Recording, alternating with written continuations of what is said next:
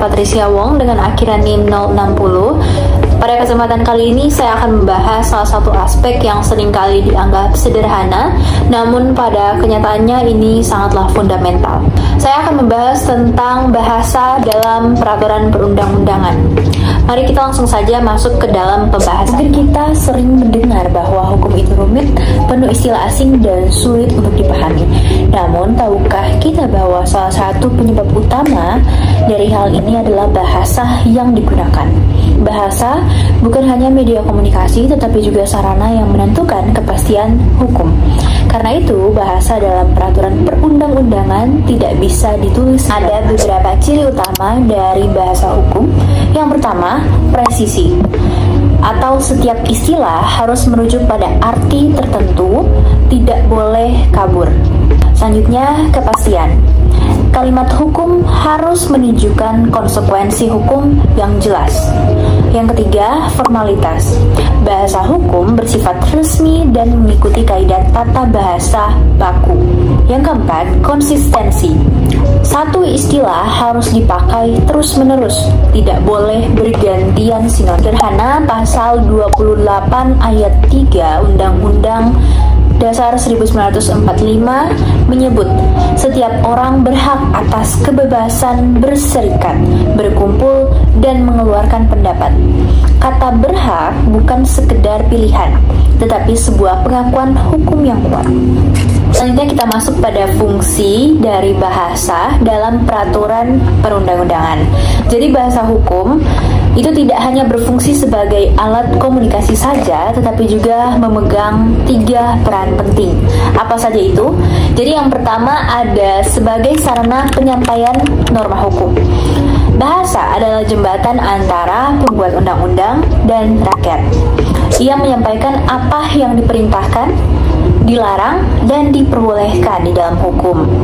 Contoh, Undang-Undang Nomor 22 Tahun 2009 tentang lalu lintas dan angkutan jalan ini menggunakan istilah setiap orang untuk memperjelas bahwa aturan berlaku universal, tidak hanya pada kelompok tertentu. Selanjutnya sebagai instrumen kepastian hukum. Nah, jika bahasa hukum itu ambigu, para penegak hukum dapat menafsirkan arti yang berbeda dari maksud peraturan yang ada. Nah, ini akan berakibat pada masyarakat, yaitu masyarakat akan kehilangan kepastian hukum. Nah, ada contoh nyatanya pada pasal pencemaran nama baik dalam Undang-Undang ITE yang menggunakan frasa dapat merugikan. Nah, ini dapat menimbulkan berbagai interpretasi dari penegak hukum, dia sebagai penghubung antara teori dan praktik hukum. Bahasa hukum ini menghubungkan teks undang-undang dan realitas sosial. Jika bahasanya terlalu teknis, maka masyarakat awam atau masyarakat yang pengetahuan hukumnya kurang itu akan kesulitan untuk memahami. Jika terlalu sederhana, itu juga akan dikhawatirkan dapat mengurangi ketetapan dari hukum itu. Nah, selanjutnya kita masuk pada asas-asas bahasa hukum. Jadi dalam penyusunan peraturan perundang-undangan ada asas hukum yang wajib dipatuhi. Jadi yang pertama itu ada lex serta, yaitu hukum harus jelas dan tidak kabur. Yang kedua ada lex scripta, yaitu aturan tidak boleh ditafsirkan secara meluas. Yang ketiga ada lex scripta, yaitu aturan hukum harus tertulis. Jadi kita masuk pada karakteristik bahasa peraturan perundang-undangan. Nah, jadi bahasa dalam peraturan perundang-undangan ini memiliki beberapa karakteristik khusus, yaitu yang pertama, resmi dan baku.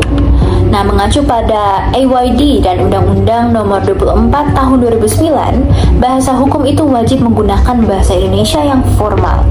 Lalu yang kedua, konsisten.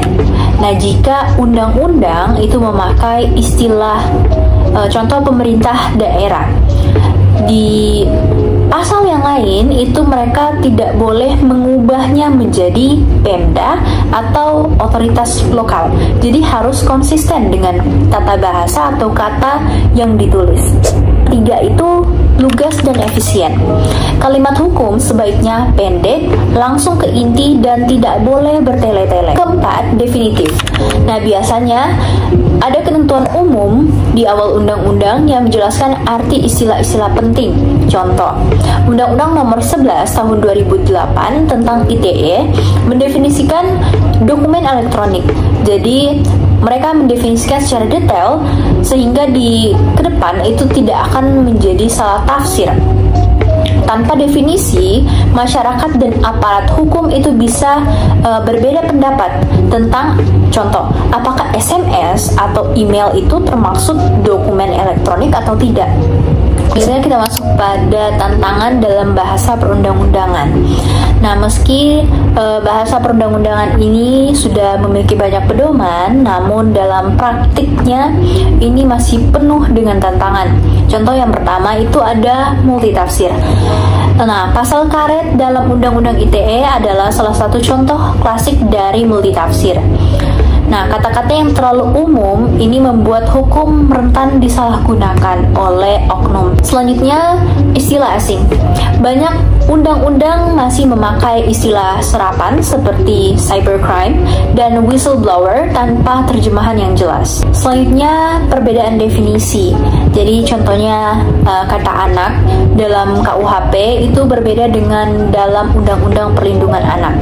Hal ini itu dapat membingungkan aparat hukum yang mendengar. Keempat itu bahasa teknis. Jadi peraturan itu sering memiliki kalimat yang lumayan panjang dan penuh dengan istilah-istilah hukum, sehingga ini membuat kesulitan dalam masyarakat awam untuk memahami bahasa-bahasa tersebut. Dari pembahasan kita pada saat ini dapat disimpulkan bahwasanya bahasa perundang-undangan adalah fondasi utama dalam kita menciptakan kepastian hukum. Ia harus presisi, konsisten, lugas, resmi, dan dapat dipahami publik. Bahasa hukum yang buruk bisa menimbulkan multitafsir, penyalahgunaan, bahkan ketidakadilan.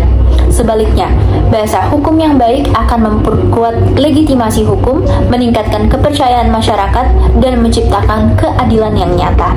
Oleh karena itu, penting bagi kita semua, baik mahasiswa, praktisi, maupun masyarakat umum, untuk kritis membaca bahasa hukum. Jangan hanya menganggap bahwa hukum itu kaku, tetapi pahami bahwa di balik setiap kata ada konsekuensi besar bagi kehidupan kita bersama.